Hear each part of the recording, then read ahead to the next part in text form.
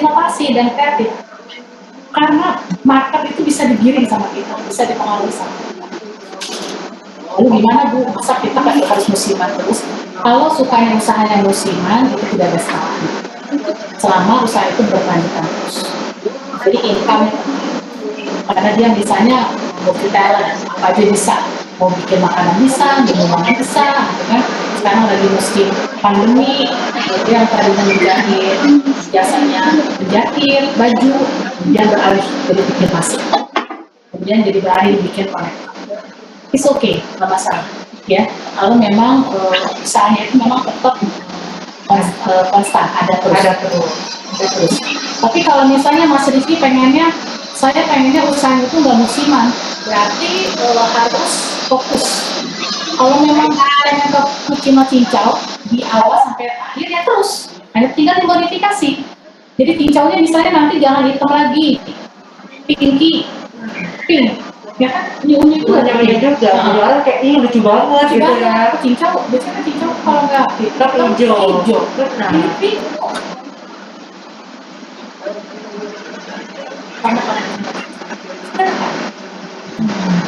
Jadi bikinlah memang orang itu terpengaruh. Karena market itu sekarang ngikutin asal tadi kualitas tetap dijaga. Jadi monggo Mas Rizky, kalau misalnya mau ngikutin musiman, selama dia bisa konstan terus gitu kan, sebagai modifikasi berbagai macam olahan kuliner, silakan. Tapi kalau mau tetap fokus dari satu usaha, harus modifikasi terus. Karena kalau enggak, orang akan cappuccino cincau misalnya sama sekarang yang modelnya Milo, orang akhirnya modelnya Milo deh. Bisa saja begitu, tapi justru dibalikan. Cincaunya dibikin misalnya warna-warni kan boleh selama itu menggunakan. Jadi gitu ya, Mas Rizky ya, jadi harus modifikasi terus. Oke, jadi nggak masalah ya musiman selama bisa terus dilakukan ada terus, tapi kalau nggak mau musiman tadi harus fokus modifikasi. Karena mungkin nambahkan lagi Mbak Andina, karena ada orang yang kenapa dia musiman, karena mohon maaf mungkin dia pengen memang income-nya itu cepat balik, sehingga tadinya misalnya dia jualannya minuman cappuccino cincau, tapi begitu sekarang Ramadan, wah ini musim takjil, dia langsung nggak masalah, karena ada market ataupun orang pembeli itu melihatnya bukan hanya produknya. Ketika dia sudah percaya penjualnya, apa yang dijual sama dia itu pasti dia beli. Misalnya saya biasanya jualan tadi cireng, tiba-tiba pas Ramadan ini saya jualan kolak, orang nggak percaya. Kita jualan kolak, ya udah beli sama juga, seperti itu. Jadi nggak masalah, karena ada seseorang akhirnya udahlah biar terbalik modal lagi, sekarang ada item bagus, sudah. Ya. Jadi oke, semoga menjawab ya Mas Riki ya, jadi nggak masalah. Gitu. Oke, kita lanjut ke pertanyaan selanjutnya teh. Ada Melpawati. Izin bertanya Bu, saya Melpawati Tumagor dari Universitas Pelita Bangsa. Bagaimana menggait atau memikat pelanggan baru tanpa meninggalkan pelanggan lama? Jadi cari market baru mungkin market baru ya. Ya, market baru itu penting. Kenapa penting? Karena itu akan menambah produktivitas kita. Oke. Jadi nanti market itu tambah banyak, otomatis income kita juga menjadi tambah banyak. Bagaimana caranya? Sekarang ini kan semuanya canggih ya, bisa menggunakan medsos. Ketika orang suka dengan produk kita, kemudian orang itu like, atau misalnya orang itu bicara, coba kalau beli kue di Banggi deh, enak, dia cuma bicara, tapi bicara di grup itu sudah jadi enak. Dan padahal misalnya saya cuma kenal sama Mbak Anggi doang, tapi sama Mbak Anggi saya diajak ke komunitasnya Mbak Anggi. Akhirnya itu menjadi pelanggan baru buat saya. Berarti saya harus memainkan Mbak Anggi dengan apa? Kualitas. Saya harus berarti meyakinkan Mbak Anggi bahwa kualitas saya tetap terjaga dan saya selalu ada modifikasi baru. Sehingga ketika Mbak Anggi, enak banget nih cirengnya Teh Ina, dia kan bilang, Teh Ina sekarang keluar loh cireng mozzarella. Komunitasnya Mbak Anggi akan ngikutin, karena dia percaya sama Mbak Anggi percaya sama Teh Ina, sudah. caranya? Sekali lagi kualitas. Jangan tinggalkan kualitas. Karena ketika bicara kualitas orang akan percaya. Kalau orang sudah percaya, insya Allah aman. Aman ya. Karena kalau orang sudah nggak percaya, Apa aja jadinya kayak nggak enak. nggak enak. Karena di awal, enggak, makanan dia basi, saya pernah beli. Padahal kita sudah bilang, ini saya sudah bikin yang nggak basi, akan susah mengembalikan kepercayaan. Butuh waktu. Caranya kualitas, biar dia tetap percaya. Kualitas dan networking. Networking, betul, networking. Oke, jadi itu cara memikat pelanggan baru tanpa menggunakan pelanggan lama. Oke, kita lanjut ya Teh. Yes. Nah, ini ada pertanyaan lagi dari Endang Erna Puspitawati. Skill ada, guna inovasi insya Allah juga ada. Nah, tapi kenapa nggak bisa jalan ya untuk bisnis? Kurang jelas marketingnya gimana ini, atau tips dan trik. Jadi skill udah punya, inovasi ada, tapi nggak jalan-jalan nih. Kenapa ya? Oke.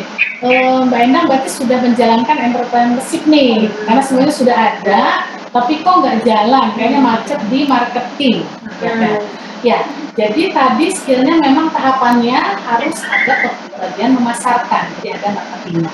Jadi saran saya, networking itu dimanfaatkan, apalagi kondisi yang sekarang ini kan, orang lebih banyak online. Jadi manfaatkan medsos, karena itu marketing yang gratis, medsos. Kemudian marketing selanjutnya, pegang orang-orang yang terdekat yang memang sudah tahu kualitas produk kita, dan bantu dia meyakinkan dan bantu dia menjadi networking kita, sehingga nanti marketingnya itu betul-betul multi-level marketing. Jadi seperti jaring laba-laba, dia akan tambah menyebar gitu. Jadi pegang teman-teman terdekat kita yang yakin dengan kualitas kita. Mbak Endang ini pintar masak, masakannya enak, terus kita mainkan terus, kita kasih kualitas terbaik, pelayanan terbaik. Kemudian setelah itu, jadikan dia networking kita. Jadi kalau perlu misalnya kita ngasih sampel, saya ada produk baru ini, dia tolong dong sharing ke grupnya. Atau kamu punya Instagram, tolong dong ini Instagramnya. Termasuk Mbak Endang sendiri pun harus memanfaatkan medsosnya. Dia harus aktif di Instagram, di Facebook, itu semuanya lah yang bisa. Atau di grup WA-nya misalnya kan, pasti banyak kan komunitas-komunitas, nah itu dimanfaatkan. Itu akan menjadi marketing. Baru kalau misalnya bisnisnya atau usahanya sudah lebih besar, barulah nanti misalnya kan masuk ke iklan, kan bicaranya sudah akan mengeluarkan cost lagi kan. Kan kita bicara costnya yang gratis, yang saat ini tuh bisa banget. Itu ya Mbak Endang ya. Jadi itu ya, kita bisa memanfaatkan network yang ada dan kita memimpinnya dengan kualitas yang kita tahu. Itu kurang lebihnya. Jadi mungkin cara untuk tadi mengatasi bisnisnya yang jalan-jalan kayaknya macet di marketing. Oke, kita lanjut ya Teh. Ini ada pertanyaan dari Nur Hamdana. Assalamualaikum Bu Ina, izin bertanya. Jika sudah memiliki usaha, sudah berinovasi, dari segi rasa juga sudah bisa diterima. Namun selama 2 tahun berjalan nggak bisa nanti untuk kebutuhan dan modal lagi. Lebih baik tetap melanjutkan atau ganti usaha yang berinovasi. Udah jalan 2 tahun nih Teh. Udah jalan 2 tahun, tapi nggak balik modal. Apakah harus tutup atau lanjut? Atau ganti. Iya Mbak Nur. Setelah 2 tahun tentunya ada evaluasi ya dari Mbak Nur, ternyata kok nggak balik modal. Apakah harus tutup atau ganti usahanya? Nah, harus saya tahu dulu nih Mbak Nur, kenapa kok selama 2 tahun ini tidak balik modal? Jadi tidak break point, tidak balik modalnya. Kenapa? Apakah di awal keuangannya tidak Mbak Nur estimasi? Harusnya kalau di awal diestimasi, misalnya kalau misalnya kuliner itu kan bisa diestimasi berapa raw materialnya, proses produksi, kemudian packagingnya, ada tenaga dan segala macam, keuangannya otomatis nanti kan akan dihitung menentukan harganya. Jadi harusnya sih tidak rugi, kecuali kalau misalnya makanan itu tidak laku terus menerus selama 2 tahun. Ya. Tapi kalau misalnya makanan itu masih tetap bergulir, harusnya tidak sampai tidak laku, harusnya.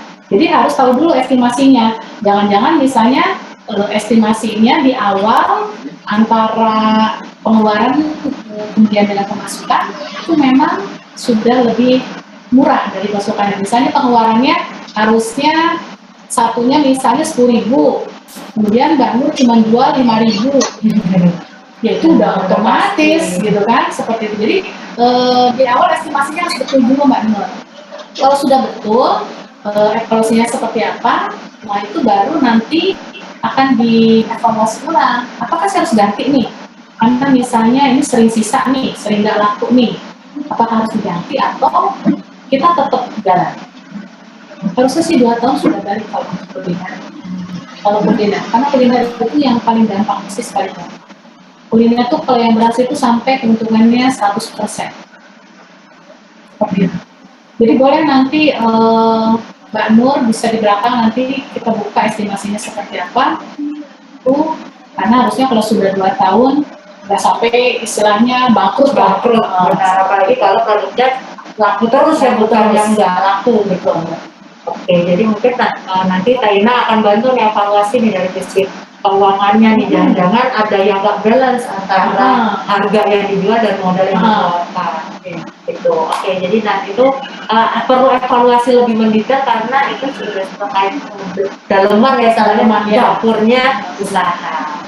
Itu nanti bisa di belakang, nanti mungkin Taina bisa share Instagramnya Taina, jadi nanti para jelas loversnya bisa langsung DM Taina.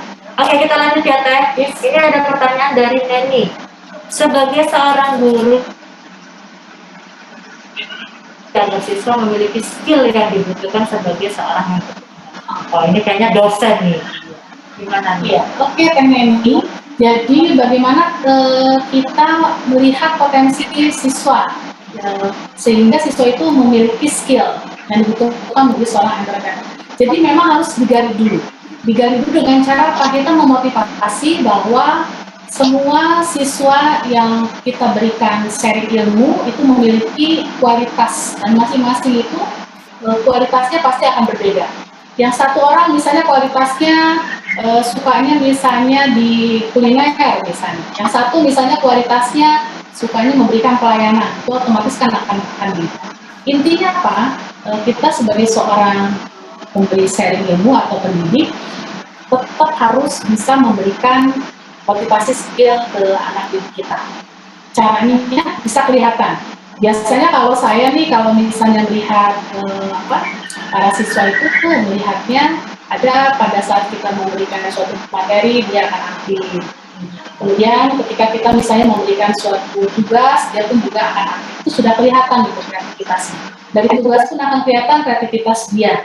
Bagaimana cara misalnya mengerjakan tugasnya, atau pada saat kita misalnya berkomunikasi, bagaimana skill komunikasinya. Sehingga nanti kita bisa arahkan, oh sekarang kita usahanya misalnya kalian pinternya di komunikasi skill, berarti komunikasinya harus ditingkatkan. Dan kalau siswa otomatis tidak hanya skill entrepreneurnya saja dalam bisnis, kalau masih siswa ya, kecuali mahasiswa misalnya, itu nanti bisa diarahkan untuk apa? Memilih jurusan, memberi jurusan. Itu kan bisa dilihat dari skill kemampuannya. Jadi bagaimana dia usahanya, dan usaha itu kan tidak harus menghasilkan suatu produk barang saja, tapi kan juga bisa produk biasa. Tapi kalau siswa bisa diasah menjadi seorang entrepreneur itu lebih bagus. Kan ada sekarang anak-anak yang sudah bisa jualan gitu ya. Itu biasanya dari awal tuh dia sudah nggak malu tuh ke sekolah bawa dagangan ibunya. Gitu. Kalau sudah terlihat seperti itu, Tena ini itu tinggal diasah saja. Karena secara skill, kemudian attitude-nya, sifatnya, dia sudah percaya diri. Jarang kan kalau zaman sekarang anak-anak bawa dagangan ibunya ke sekolah terus jualan. Ketika sudah ada siswa yang seperti itu, harus dideketin, tumbuhkan, insya Allah dia malah lebih suka, lebih berhasil. Jadi memang harus diamati potensinya. Betul. Berarti hebat banget ya Tena ini kan, sangat caring ya, caring gitu. Apalagi kondisi saat ini kan memang kita butuh orang-orang yang memang care terhadap sesama ya, jadi saling berbagi. Jadi itu Tena ini luar biasa nih, pendidik yang sangat care, jadi nggak cuma ngasih materi tapi benar-benar diperhatikan gimana nih siswa saya agar bisa memiliki jiwa entrepreneurship gitu. Oke, thank you Teh Nani atas pertanyaannya. Kita lanjut ya, pertanyaannya banyak banget nih, nggak bisa habis kan biasa di jalan lovers. Oke, kita lanjut. Dari Muhammad Rival. Assalamualaikum, saya Rival dari Universitas Bangsa. Bu, hal-hal apa saja yang menyebabkan kita itu gagal dalam membuka atau gagal dalam menjalankan usaha? Dan langkah apa saja yang harus kita lakukan atau bangun ketika kita ingin membuka usaha?